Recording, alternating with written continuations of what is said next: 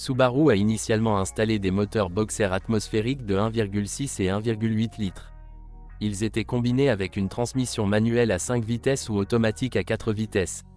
Le moteur de base, codé EJ16, développait de 90 à 98 chevaux, tandis que le 1,8 litres EJ18 développait 110 chevaux. Ce n'est qu'en 1995 qu'une unité atmosphérique de 2 litres d'une puissance de 115 à 125 chevaux a été introduite, et au fil du temps, un moteur boxé d'une capacité de 2,2 litres est apparu sur le marché américain. La version GT était équipée d'un moteur turbo de 2 litres. De plus, le modèle comprenait également des unités plus modestes d'un volume de 1,4 et 1,5 litres. Fait intéressant, le moteur 1,6 litres utilise un carburateur et le 1,8 utilise une injection de carburant en un seul point. Le moteur de 2 litres a reçu une injection multipoint. Fait intéressant, le moteur turbo est construit sur la base d'une unité atmosphérique, ce qui signifie que ses ressources ne sont pas infinies. En principe, aucun des groupes motopropulseurs ne suscite de plainte, mais seul un moteur de 2 litres garantit des performances dynamiques décentes. Certes, la consommation de 7 à 9 litres ne devrait pas surprendre. Si vous conduisez activement, vous pouvez facilement atteindre des valeurs de 10 à 12 L, 100 km. Les unités plus modestes ne sont pas aussi dynamiques, mais ne consomment pas moins de carburant. Si vous êtes intéressé par l'option carburateur, vous devez vérifier soigneusement le fonctionnement du moteur. Il existe peu de services qui réparent et restaurent de tels moteurs. Les carburateurs japonais sont de la magie noire, même pour les experts. Si après réparation vous posez tous les tubes et câbles au hasard, et pas strictement selon le schéma, alors le moteur ne fonctionnera plus jamais de la même manière.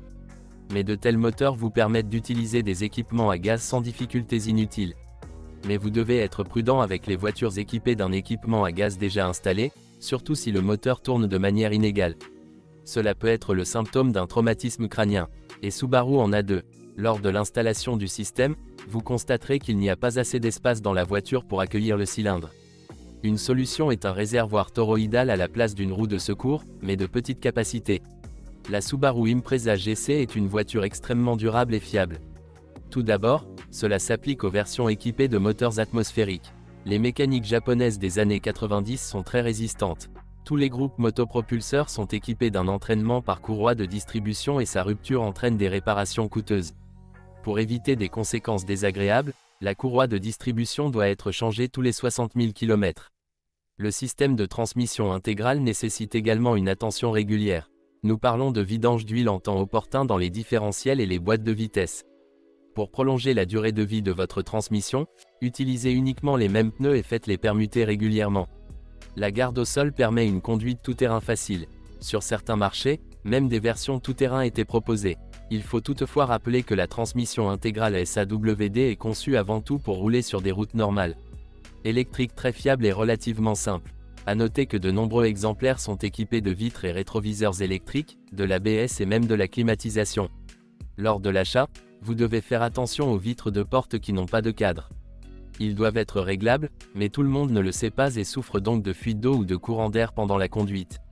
Mais le plus souvent ces défauts sont les conséquences d'accidents ou du vieillissement des joints. Lors de l'inspection de la carrosserie, vous pouvez également trouver des poches de rouille.